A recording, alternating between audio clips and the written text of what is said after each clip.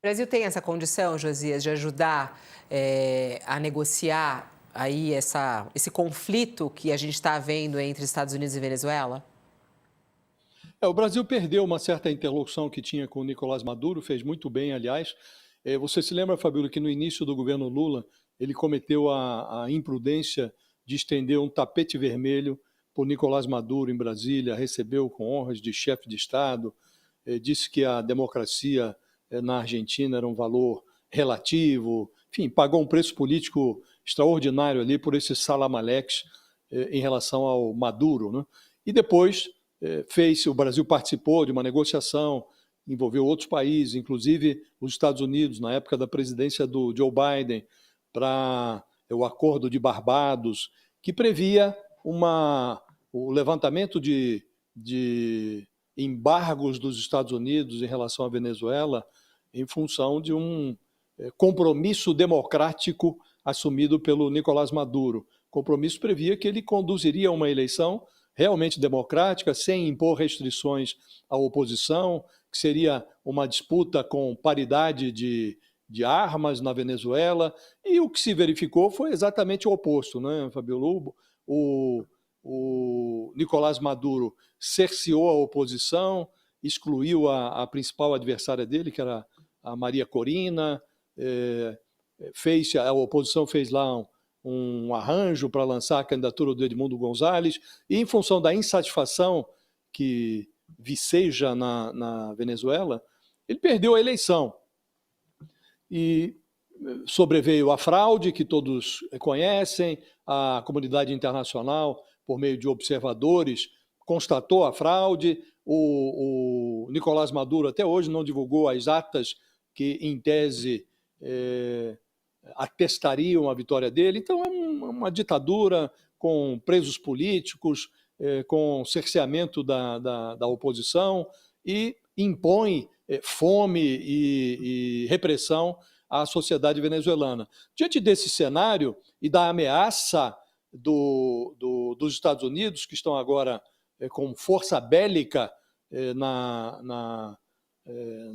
nos mares do Caribe, obviamente, embora o Brasil não tenha reconhecido a vitória do Maduro e ele tenha chamado o Lula de persona non grata, tenha dito que o assessor internacional do Lula, o Celso Amorim, seria agente da CIA. Então, toda essa verborragia do Maduro, a despeito de toda essa verborragia, ele hoje pode enxergar uma interlocução com o Lula como algo necessário diante da ameaça bélica que ele encontra da parte do Donald Trump. A questão é saber se o Trump enxerga o Lula como um potencial mediador, se ele quer mediar alguma coisa ou se ele quer simplesmente forçar a queda do Nicolás Maduro. Agora, o que o Lula fez na reunião com o Trump era inevitável, porque qualquer intervenção militar dos Estados Unidos na Venezuela produzirá um problema monstruoso para o Brasil, intensificará um êxodo que já existe dos venezuelanos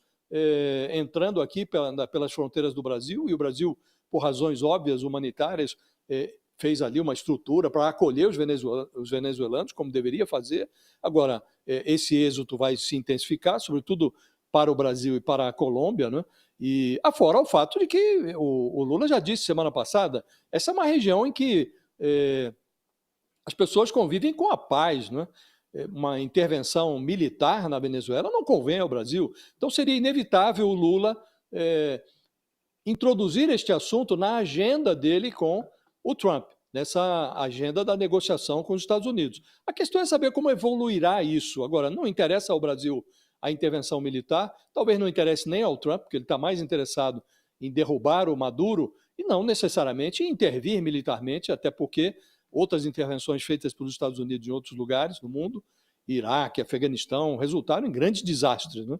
E ele prometeu que não faria, não meteria os Estados Unidos durante a campanha, prometeu que não enfiaria os Estados Unidos em novas aventuras militares, né? Então, é preciso saber como vai evoluir a negociação, mas o Lula não poderia ter adotado outro comportamento, Fabíola. Se ele conseguirá se firmar como mediador ou não, é outra história, mas quero crer que, diante das circunstâncias, o Maduro pode enxergar, sim, o Lula como mediador. Resta saber se o Trump enxerga essas credenciais no Lula e se interessa a ele converter o Lula em mediador, seja lá do que for. Você acha, Raquel, que Lula tem condição de ser um mediador? Quem trouxe a Venezuela para a discussão na conversa entre Donald Trump e Lula foi o Lula, Fabiola. Trump foi até questionado ali naquela declaração aos jornalistas no começo se Venezuela ia ser um assunto. Ele disse que não cabia ali, que não estava colocado. E quem introduziu o assunto Venezuela na conversa foi o presidente Lula para se oferecer para fazer uma mediação entre Venezuela e Estados Unidos, porque a nossa região não é uma região de conflito, para se colocar ali como para tentar encontrar essa paz, né? E o Brasil teria toda a condição, é o maior país da região, por natureza e por condição ali toda, um líder regional.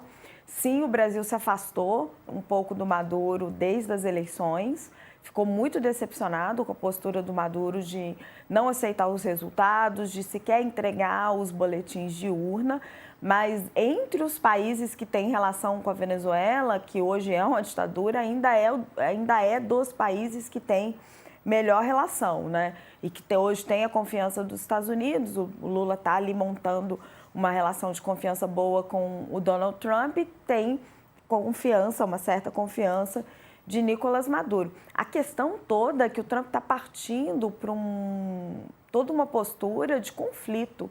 Ele, inclusive, ali mal respondeu o Lula sobre o assunto, disse, não, deixa nossas equipes falarem sobre isso, e escapou pela tangente. O Trump está montando, tanto em relação à Venezuela quanto em relação à Colômbia, uma postura de conflito. Ele sancionou o presidente da Colômbia com uma sanção pesada a mesma que ele usou para o PCC, a quem tem ação ali contra as drogas. Você já tem mais ou menos 15% da Marinha Americana ali na área do Caribe, e aquele porta-aviões que ele levou para aquela região, o Gerald Ford, é um dos maiores porta-aviões da Marinha Americana. Ele só é levado para áreas muito sensíveis. E no fim de semana eu falava com o pessoal que entende de relações internacionais, entende de equipamentos militares. Ele é chamado de a antessala da invasão. Ele é utilizado realmente assim para você dar apoio para bombardeio, como no caso do Irã. Ele é utilizado para operações mesmo de monta. O que as pessoas estão apostando hoje é ou em bombardeios ou em operações terrestres mesmo na Venezuela, não invasões, né? Porque o Trump tinha prometido não entrar em guerras durante seu mandato, apenas sair delas, mas o que se está imaginando é que ele realmente talvez não seja nem mais um blefe, que ele talvez esteja partindo mesmo por um conflito que vai ser algo assim que a gente não tem memória de ver na nossa região.